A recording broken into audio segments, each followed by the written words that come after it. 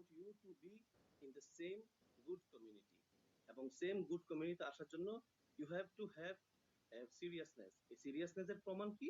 That is the বার, যেটা sir যে প্রাইসটা দিয়েছে সেই প্রাইসটা দিয়ে যে আসতে পারবে, that means he is serious, that means he has the, মানে কি বলে স্যার যে বলে বারুদ, এই বারুদটা আছে, এই বারুদটা যার মধ্যে থাকবে he can do a lot of thing.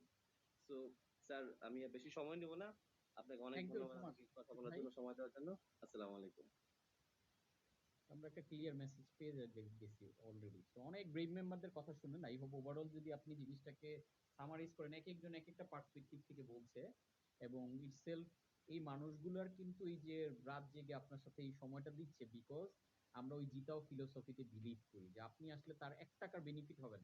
এটা তো আপনি আসলেই বুঝতে পারবেন যে আসলে কোনো ব্রেভ মেম্বার আসলে অন্য কোনো ব্রেভ মেম্বার বেনিফিটটা কি, মেন্টাল বেনিফিট, মানে ইমোশনাল বেনিফিট। আমি একটা তৃপ্তি ফিল করবো যে আমার কথা শুনে, দেখেন এই যে যে দায়িত্ব নিয়ে যে শাকিল ভাই প্রায় কথাটা বলে যে আমি এজ এ মুসলিম হিসেবে আমার ছেলের জন্য এটা ভালো মনে করেছি, আমার ওয়াইফের জন্য, আমার বাচ্চার জন্য, এটা আপনার জন্য ভালো মনে করতেছি, কারণ আপনি এসে উপকৃত হলে আমি একটা সোয়াবের ভাগিদারি হব।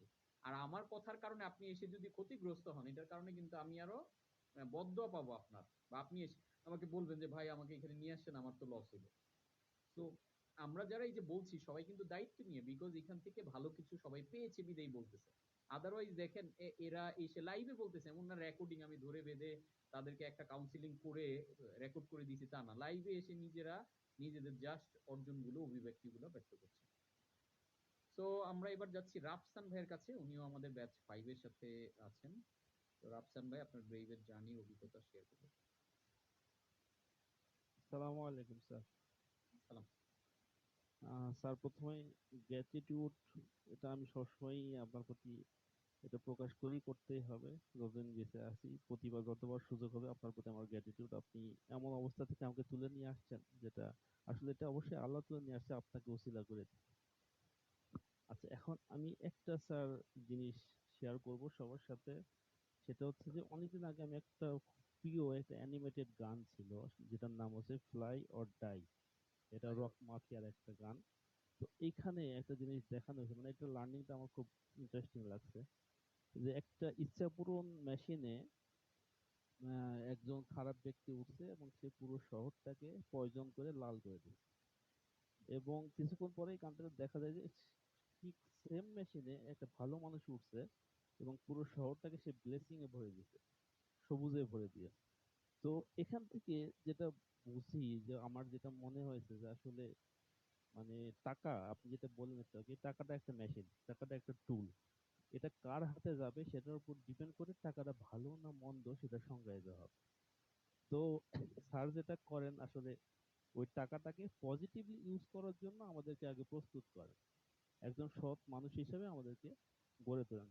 একটা জিনিস এখানে খেয়াল করার বিষয় আছে, মানে স্যার এতটাই কনফিডেন্ট টাকা আসবেই, বাট ওই টাকাটা আপনি কিভাবে হ্যান্ডেল করবেন, কিভাবে মানুষের মতো মানুষ হবেন, এই জিনিসটা 6 মাসে আপনাকে প্রস্তুত করবে। টাকার জন্য কোনো লার্নিং এখানে দেওয়া হয় না, টাকার ব্যাপারে কোনো বিজনেস এখানে শেখানো হয় না। সত্যি কথা, এখনো পর্যন্ত যে করে ক্লাস করছি, বিজনেস রিলেটেড কথাবার্তা থেকে সবচেয়ে বেশি কথাবার্তা হচ্ছে আপনি কিভাবে মানুষ হবেন, ওই টাকাগুলোকে আপনি কিভাবে হ্যান্ডেল করবেন। আপনার কাছে যদি 1 কোটি টাকা আসে, এই টাকাটা হ্যান্ডেল করার জন্য যে মানসিকতা, যে মাইন্ডসেট, যে ফোকাস, যে ভিশন, সেগুলো তৈরি করে স্যার, এইগুলো তৈরি করে।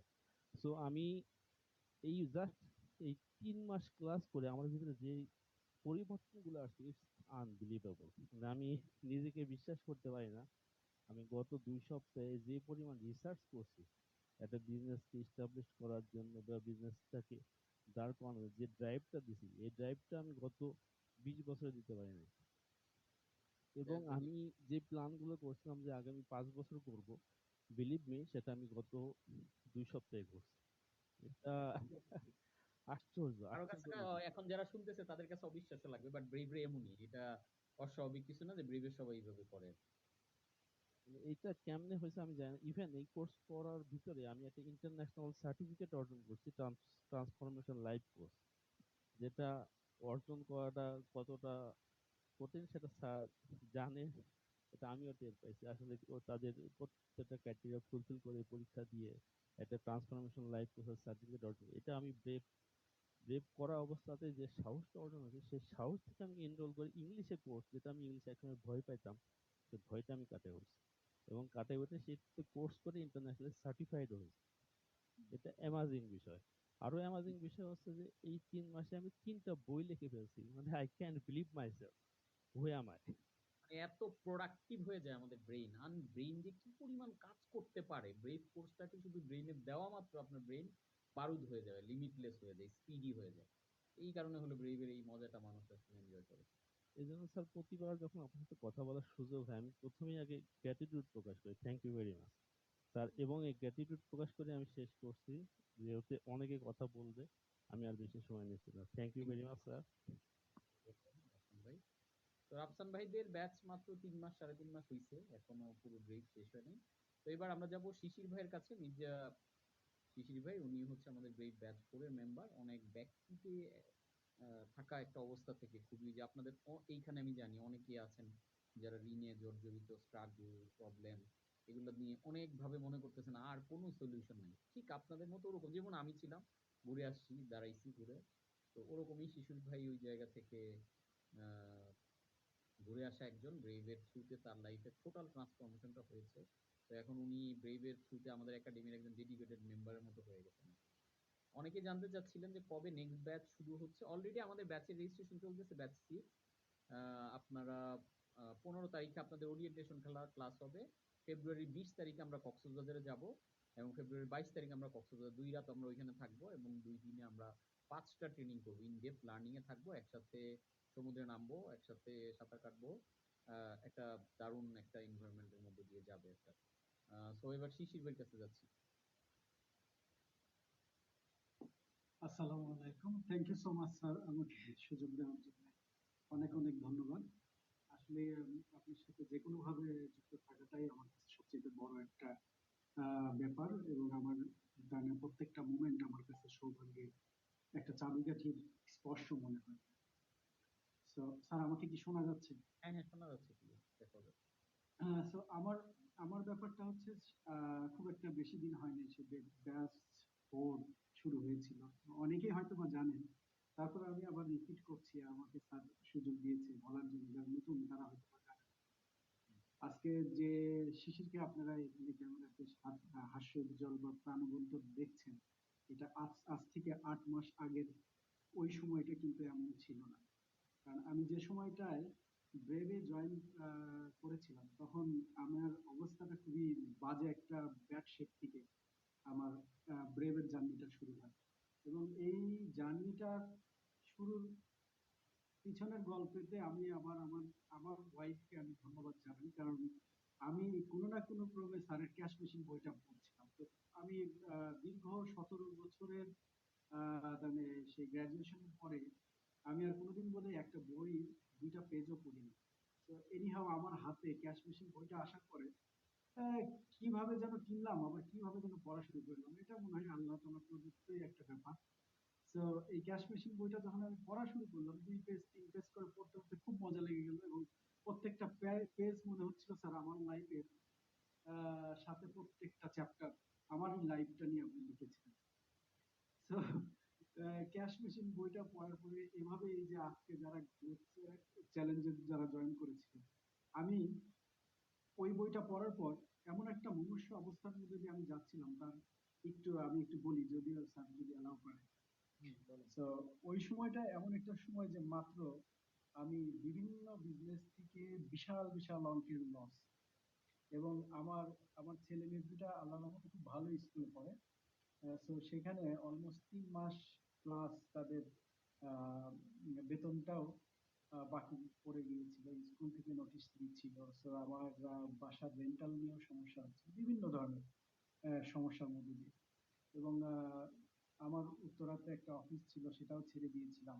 ফ্যাক্টরিটা ফ্যাক্টরির যে অবস্থাটা ছিল সেটাকেও অলরেডি নোটিশ দিয়ে দিয়েছিলাম যে না, সামনের মাসের থেকে বা তার পরের মাসের থেকে আমার বিভিন্ন সময় দিয়ে এটা ছেড়ে দিই। এবং মেন্টাল কন্ডিশন এমনটা ছিল যে আমি মাঝে মধ্যে নিজেকে হয়তোবা, আমি ডিসিশন নিতে পারছিলাম না যে আদৌ আমার এই ফ্যাক্টরি ছাদের থেকে লাভ দেওয়া উচিত কি। এই ধরনের একটা অবস্থার মধ্যে দিয়ে আমি আমার ব্রেভের লাইফটা শুরু। সো ওই ক্যাশ মেশিন, তারপর গ্রোথ চ্যালেঞ্জের গ্রোথ চ্যালেঞ্জটা আমি আর আমার ওয়াইফ দুজন মিলেই করছিলাম, আমার পাশে বসে ক্লিয়ার করছি। তো গ্রোথ চ্যালেঞ্জটা যখন শেষ হয়, শেষ হওয়ার পরবর্তীতে তখন কিন্তু আমার কাছে কোনো টাকাই ছিল না। সবচেয়ে মজার ব্যাপার, আমি আমাকে আমার ওয়াইফ বলছিল এখন কি করবো, সে আমাকে জিজ্ঞেস করছিল, আমি বললাম যে করা দরকার, কিন্তু এখন তো টাকা নেই। তখন সে বলতেছে যে না, একবার ডিসিশনটা তোমার যদি মনে হয় করা দরকার। তা আমি বললাম যে না, এটা তো অবশ্যই করা দরকার। তখন বলতেছে তাইলে আমি আমার গোল্ড কোথাও রেখে, বন্ধক রেখে হলেও আমি তোমাকে টাকা ম্যানেজ করে দিচ্ছি, তুমি দেখো যে কোনোভাবে এখানে জয়েন করা যায়। So it was my starting, brave starting journey. So thank you so much sir, আপনি আমাকে ওই সময়টায় কোনো বিভিন্নভাবে মানে অ্যাকচুয়ালি সুযোগ করে দেওয়ার জন্য। তো আমি ওইখানে ওইখান থেকে শুরু করলাম ব্রেভের জার্নি। কক্সবাজারের 5টা ক্লাস করার পরে আমি আমি নিজেকে কখনোই মানি ইকুয়েশনের মধ্যে আহ, কখনো জড়াইনি। স্যার খুব ভালো করে জানে, যখন ব্রেভ 4 আমি শেষ করছিলাম তখন পর্যন্ত আমি এতটাই ব্রেভটার স্টাডির দিকে এতটাই ফোকাস ছিলাম, কারণ আমি কক্সবাজার থেকে আসার পরে যে শিশির হাজারো টেনশন নিয়ে টেনশনের সাগরে ডুবেছিল, সে তাকে কিন্তু তখনও কিন্তু আমার পকেটে টাকা ছিল না। ওই সময় পকেটে টাকা ছিল না, ঋণের মতো ছিল, পাওনাদারের কল ওইভাবেই ছিল, কিন্তু আমার ভিতরে ওই উদ্যমটা ফিরে আসছিল যে যে কোনো চ্যালেঞ্জ আমাকে কোনোভাবে আর আটকাতে পারছিল না। এবং যে লোকটা আমার কাছে টাকা পায় সেও আমার সাথে কথা বলে বেশ খুব ভালো, তারাও সেও ভালো ফিল করতেছিল। আর আমি এর মধ্যে দিয়ে যে জিনিসটা আহ খুঁজে পেলাম, যে স্যার আমাকে আমাকে একটা খুব বিশাল একটা কথা বলছিল ওই ব্রেথ কক্সবাজারে, স্যারের মনে আছে কিনা আমি জানি না। স্যার স্যার আমাকে বলতেছিল যে আপনার এই হাত, এই পা, এই চোখ, এই এই শরীরটা দিয়ে কিন্তু যে টাকাটা লস করছেন সেটা কিন্তু আপনিই কামাইছেন। তো যেটা চলে গেছে ওইটাতে ফোকাস না করে এই হাত, এই ক্যাশ মেশিন ছাপানোর, এই ক্যাশ ছাপানোর মেশিনটা যেহেতু আপনার কাছে আছে, দ্যাটস মিন আপনিই পারেন, and you are the magic, there is no magic, you are the magic। ওই স্যারের একটা কথা আমার লাইফে আজকে আপনার সামনে যে শিশুটাকে দেখতেছেন তার পরিবর্তনটা স্যার তো কিছুক্ষণ আগে বললো। আমি ব্রেভ 5-এ যখন রিপিটে যাই তার কয়েকদিন আগে কি হলো, হঠাৎ করে আমি স্যারকে জানালাম স্যার আমার সাথে একটা ম্যাজিক ঘটে গেছে। স্যার তখন আবার আওয়াজ বললো you are the magic. Magic? কোনো ম্যাজিক আপনার সাথে ঘটেনি। সে ম্যাজিকটা ছিল এইরকম যে 1.16 মিলিয়নের আমি একটা অর্ডার পেয়ে গেলাম। তো আজকে ওইটা, তারপরে থেকে যে গল্প, আমার এখন উত্তরাতে 3টা অফিস, আমার ফ্যাক্টরির মতো চলছে। আমি দেশের বাইরেও আরো 2-3টা অফিস খুঁজছি, কারণ আমি এখন মাল্টি ন্যাশনাল বিজনেস করতে আমি ড্রাইভের জন্য প্রস্তুত। এবং মজার ব্যাপার, সবচেয়ে মজার ব্যাপার, এই এতগুলি অফিস, এতগুলি প্ল্যানিং, এই সব কিছুর জন্য আমার মানে আমার কাছে আমি নিজেকে এমন ভাবে এখন মনে হয় যে কোনো জায়গায় অ্যাকচুয়ালি আমার সারাদিন বসে থাকে এগুলো ক্যালকুলেট করা লাগে। ইনফ্যাক্ট আমার যে এই এত বড় অর্ডার চলছে, যেটা আগে যদি আমার 1 লাখ টাকার একটা অর্ডার আসতো আমি দিন রাত ওটার মধ্যে পাস করে দিতাম, আজকে আমার মিলিয়ন ডলারের উপরে অর্ডার, আমার দিনে মনে হয় আমি 30 মিনিট ওই জায়গায় ব্যয় করি না। কারণ 11 এই লক্ষ এই যে ডলার একটা টাকা প্রসেস, প্রোডাক্ট। এই যে একটা প্রসেস স্যার আমাদেরকে শিখিয়ে দিয়েছে, ব্রেভ আমাকে শিখিয়ে দিয়েছে যে you can manage right way. You are not মুদি দোকানদার, আমি মুদি দোকানদার না, আমি ওইখানে আমি জানি যে কিভাবে ফুল বিজনেসটাকে ম্যানেজ করতে হবে। এই যে টেকনিকটা, এটা আমি আমি পেয়েছি ব্রেভ থেকে। আজকে আমি এখানে বসে থেকেও আমার বিজনেস, আমার আমার সবকিছু চলছে। সো আমি এখন নতুন নতুন প্ল্যানও নিতে পারছি। আমি ডিফারেন্ট আমি একসাথে আমি বিশ্বাস করি যে আগামী 5 বছরের মধ্যে আমি শিশির 500 কোম্পানির মালিক হবো। ইজি এটা। সো সো আমি যে কনফিডেন্টের সাথে বলছি এটা এটা হয়ে গেছে, আমি এটাই দেখেছি। কারণ বিজনেস, আপনি দেখেন বিশ্বের যারা বিলিনিয়ার হচ্ছে তাদের কিন্তু হাজার হাজার কোম্পানি। আপনি দেখেন যে কারো 400-500 কোম্পানি, যে শার্ক ট্যাঙ্ক ইন্ডিয়াতে দেখবেন যে এক একজনের 200-300 করে কোম্পানি। তারা কিভাবে সারাদিন কি বিজনেসের কোম্পানির মধ্যে বসে আছে? They know the system, they know the way, they know, তারা তাদেরকে ওইভাবে মেন্টরিং এর মধ্যে দিয়ে তারা আসছে। আজকে আমি এই কোর্স কোচের মেন্টরিং এর মধ্যে দিয়ে যাওয়ার কারণে আমি আমার লাইফটাকে উপলব্ধি করতে পারছি, আমি ফিল করতে পারছি। আমার ওয়াইফ এখন ব্রেভ ফাইভের মেম্বার, এবং সে মেন্টালি হয়ে আছে যে সেও ব্রেভ অ্যাডভান্সে চলে যাচ্ছে। আমি এবং আমার ওয়াইফ চিন্তা করছি যে আমার ছেলেকে হয়তো 6-এ না 7, ব্রেভ 7-এ অথবা ব্রেভ 8-এ আমার ছেলে আসবে, তারপরে আমার মেয়ে আসবে, আমার দুইটা ছেলে। কারণটা হচ্ছে তাদের ওই এডুকেশনটা, এই এডুকেশনটা খুবই দরকার। আমি শিশির আজকে আমি রিয়েলাইজ করি, আমি দেশের বাইরে লেখাপড়া করছি, হসপিটালিটি ম্যানেজমেন্টের লেখাপড়া করে আসছি। তো আমি শিশির এখন উপলব্ধি করি আমি ক্লাস 5-এর পরের থেকে যে এডুকেশনটা ছিল, আর আমার যে 6 মাসের ব্রেভের যে এডুকেশন, যেটা আমার লাইফটাকে চেঞ্জ করে দিয়েছে। তো এইটাই আমার মনে হয় মূল এডুকেশন। ওই সার্টিফিকেট, ওই কোনো কিছুই আমার লাইফে ওই চেঞ্জটা আনতে পারে না, ওই হ্যাপিনেসটা দিতে পারে না। সবচেয়ে বড় জিনিস, আমি টাকা পয়সা কি আসতেছে যাচ্ছে এইটা আলাদা চ্যাপ্টার।